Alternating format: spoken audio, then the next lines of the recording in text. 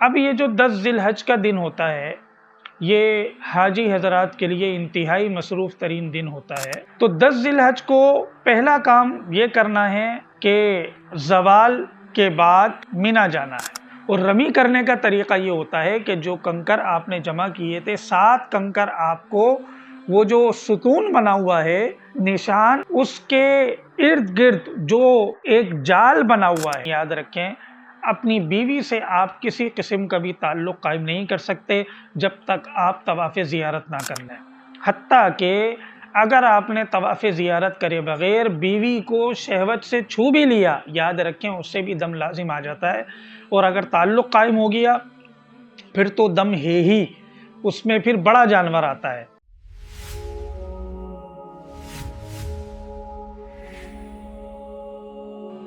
بسم اللہ الرحمن الرحیم۔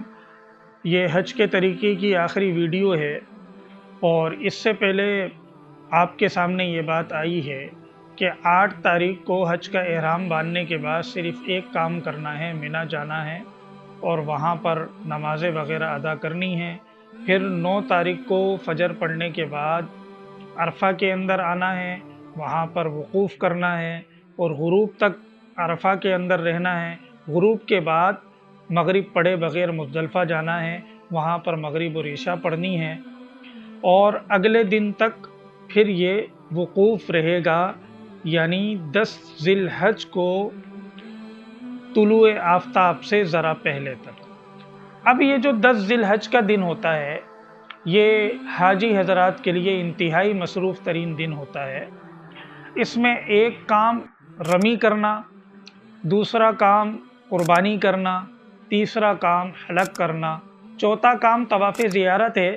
یہ علیحدہ بات ہے کہ اس کے لیے صرف 10 دن کا وقت خاص نہیں، 11 اور 12 کو بھی ہو سکتا ہے، تفصیل انشاءاللہ آگے آئے گی۔ تو 10 ذی الحج کو پہلا کام یہ کرنا ہے کہ زوال کے بعد مینا جانا ہے، اور مینا جا کر جو 3 جمرات بنے ہوئے ہیں، ایک کو جمرہ عقبہ کہا جاتا ہے جس کو جمرہ کبریٰ بھی کہتے ہیں، ایک کو جمرہ وسطیٰ کہا جاتا ہے، ایک کو جمرہ صغریٰ کہا جاتا ہے۔ تو 10 ذی الحج کو جو 7 کنکریاں آپ نے مزدلفہ میں جمع کی تھیں، جمرہ عقبہ میں رمی کرنی ہے ان 7 کنکریوں کے ساتھ، جس کا طریقہ یہ ہے کہ جیسے ہی آپ کنکری مارنا شروع کریں گے تلبیہ پڑھنا آپ بند کر دیں گے، اور اس کے بعد تلبیہ نہیں پڑھیں گے۔ یعنی آپ نے 8 تاریخ کو حج کا احرام باندھا تھا تو آپ تلبیہ پڑھ رہے تھے، 9 کو بھی آپ نے پڑھا، وقوف عرفہ میں پڑھا، وقوف مزدلفہ میں پڑھا۔ اب جب آپ 10 تاریخ کو جیسے ہی جمرہ عقبہ کی رمی کا آغاز کریں گے تو آپ تلبیہ پڑھنا بند کر دیں گے، اس کے بعد نہیں پڑھیں گے۔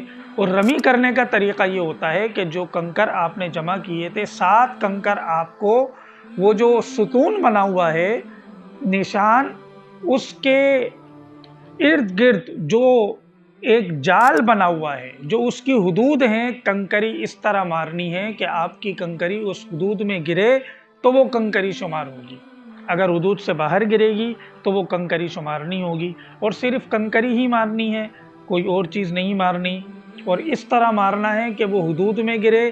اس لیے مزدلفہ میں جب آپ بڑے چنے کے برابر 7 سینٹی میٹر کے برابر جو کنکریاں ہوتی ہیں وہ آپ جمع کریں تو 1 2 3 اضافی لے لیں تاکہ ایک آدھ کنکری آپ کی ضائع ہو جائے، تو یہ 7 آپ بآسانی پوری کر سکیں۔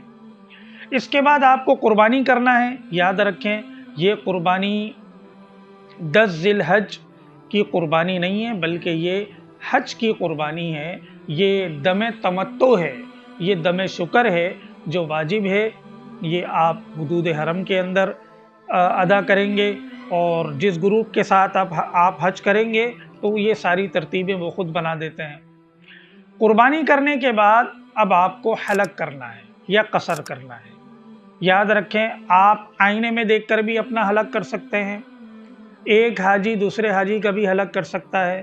جب آپ قصر یا حلق کر لیں گے اب احرام کی ساری پابندیاں ختم ہو گئی، اب آپ سلا ہوا لباس بھی پہن سکتے ہیں، آپ جو ہے خوشبو بھی لگا سکتے ہیں، آپ غرض سوائے ازدواجی تعلق، اپنی بیوی سے تعلق قائم کرنے کے آپ سارے کام کر سکتے ہیں، یعنی وہ ساری پابندیاں کہ آپ چپل بھی پہن سکتے ہیں، سلا ہوا کپڑا بھی پہن سکتے ہیں، خوشبو بھی لگا سکتے ہیں، یہ ساری پابندیاں حلق کروانے کے ساتھ آپ کے حق میں ختم ہو گئی۔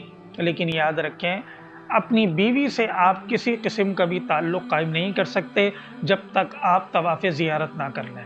حتیٰ کہ اگر آپ نے طواف زیارت کرے بغیر بیوی کو شہوت سے چھو بھی لیا، یاد رکھیں اس سے بھی دم لازم آ جاتا ہے، اور اگر تعلق قائم ہو گیا پھر تو دم ہے ہی، اس میں پھر بڑا جانور آتا ہے۔ بہرحال یہ مسائل میں انشاءاللہ ان ساری چیزوں کی تفصیل آ جائے گی۔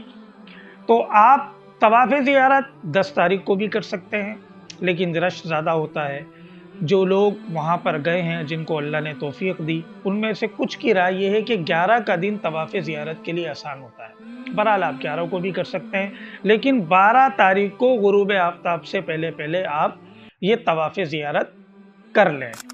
تو جب آپ طواف زیارت کریں گے تو اس میں آپ رمل بھی کریں گے اور طواف زیارت کے بعد سعی بھی کریں گے۔ یاد رکھیں یہ سعی حج کے طواف کی ہے، اس سے پہلے جو آپ نے سعی کی تھی وہ عمرے کے طواف کی تھی۔ البتہ یہ یاد رکھیں کہ آپ نے سب سے پہلے جو عمرہ کیا تھا، جو طواف کیا تھا وہ عمرے کا تھا، اس کے بعد جو آپ نے سعی کی وہ عمرے کی سعی تھی۔ اب یہاں طواف زیارت کے بعد اگر آپ حج تمتع کر رہے ہیں، یعنی آپ نے حج اور عمرہ کا ارادہ کیا، عمرہ کر کے آپ حلال ہو گئے تھے، حج کے دن آئے، اب آپ حج کر رہے ہیں، جیسا کہ یہاں سے احباب جاتے ہیں، عام طور پر لوگ حج تمتع کرتے ہیں، قران میں پابندیاں زیادہ ہیں، وہ کم لوگ کرتے ہیں۔ تو آپ طواف زیارت کے بعد سعی کریں گے، وہ سعی جو ہے وہ آپ کے حج کی ہوگی، یعنی عمرے کی تو پہلے ہو گئی، اب آپ طواف زیارت کے بعد جو سعی کریں گے وہ سعی جو ہے وہ آپ کی حج کی ہوگی۔ یہ سعی کرنے کے بعد اب آپ کا حج مکمل ہو گیا۔ اب آپ کو کیا کرنا ہے؟ 11 تاریخ کی آپ کو رمی کرنی ہے 3 جمرات کی۔ سنت طریقہ یہ ہے کہ آپ مینا میں ہی قیام کریں، خیموں میں رہیں، عبادت کریں، اور زوال کے بعد ایک جو تینوں جمرات ہیں، 11 کو تینوں جمرات کی رمی کرنی ہے، جمرہ صغرا کی بھی، عقبہ کی بھی اور وسطیٰ کی بھی۔ چھوٹے والے جمرے سے آپ شروع کریں گے، 7 کنکریاں ماریں، اور اس کے بعد اگلے جمرے تک جانے سے پہلے آپ ذرا ٹھہر جائیں، خوب دعائیں کریں، یہ سنت عمل ہے۔ پھر دوسرے جمرے کی اسی طرح رمی کریں، اس کے بعد خوب دعائیں کریں۔ تیسرے جمرے کی جب آپ رمی کریں تو اب وہاں ٹھہرے نہیں، وہاں سے چلے جائیں، کیونکہ اس جمرے کے بعد دعا کرنا مسنون ہے، جس کے بعد آپ کو اگلے جمرے کی رمی کرنی ہے۔ تیسرے کے بعد کیونکہ کوئی جمرہ ہے نہیں، لہٰذا آپ کو ٹھہرنے کی ضرورت نہیں ہے، آپ اس کے بعد جو ہے وہ وہاں سے چلے جائیں، وہاں نہ ٹھہرنا یہ سنت ہے۔ 12 کو بھی آپ بالکل اسی طرح رمی کریں گے ان 3 جمرات کی۔ اب 13 تاریخ کی جو رمی ہے اس کا آپ کو اختیار ہے، لیکن سنت یہ ہے، ثواب بھی بہت زیادہ ہے، آپ 13 تاریخ کی رمی کریں، یعنی 12 کی کا غروب آفتاب ہونے سے پہلے اگر آپ مینا سے نکل گئے تو اب 13 تاریخ کی رمی آپ کے ذمہ لازم نہیں۔ اگر 12 تاریخ کو آپ مینا میں رکے رہے، غروب آفتاب ہو گیا، اب جانا یہ مکروہ ہے، لیکن چلے جائیں گے تو کوئی حرج نہیں۔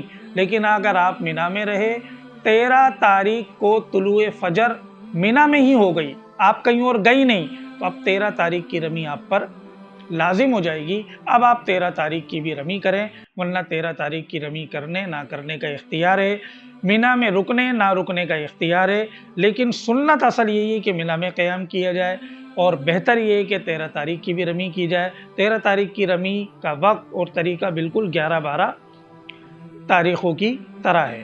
اب اس کے بعد جب آپ دوبارہ وہاں سے واپس آنے لگے تو ایک طواف جو کہ واجب ہے، طواف وداع، وہ آپ کو کرنا ہے۔ وہ سادہ کپڑوں میں ہوتا ہے، اس میں نہ رمل ہوتا ہے نہ اس کے بعد سعی ہے۔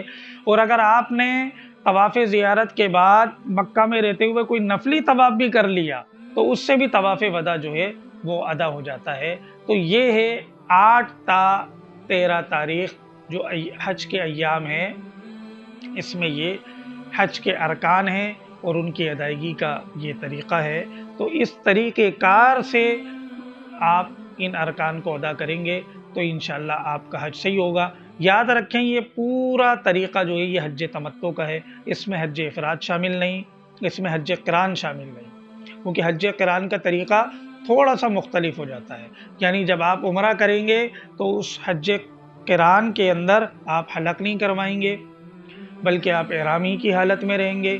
8 تاریخ کو حج قران میں احرام باندھنے کی ضرورت نہیں، احرام آپ کا پہلے سے موجود ہے۔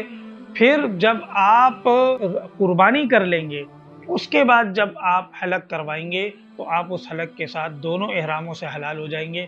اور اس حج قران میں ایک طواف قدوم بھی ہوتا ہے جو سب سے پہلے کیا جاتا ہے، یہ طواف قدوم کرنا سنت ہے، بس یہی معمولی فرق ہے۔ لیکن جو طریقہ پورا بیان کیا گیا ہے یہ حج تمتع کا ہے۔ حج قران میں تھوڑا سا طریقہ کہیں کہیں مختلف ہوتا ہے۔ رہا حج افراد کا معاملہ تو اس میں صرف اور صرف حج کے ارکان ہی ادا کیے جاتے ہیں جو 8 تا 13 تاریخ اور 12 تاریخ تک کی جو تفصیل بیان کی گئی ہے۔ باقی اس حج میں پیش آنے والے جو مسائل ہیں اور جو آزار ہے، بالخصوص خواتین کے جو آزار ہیں، اور تو اس پر انشاءاللہ جو ہے الگ سے ویڈیو بنا کر انشاءاللہ جو ہے وہ چینل پر اپلوڈ کر دی جائے گی۔ السلام علیکم ورحمۃ اللہ وبرکاتہ۔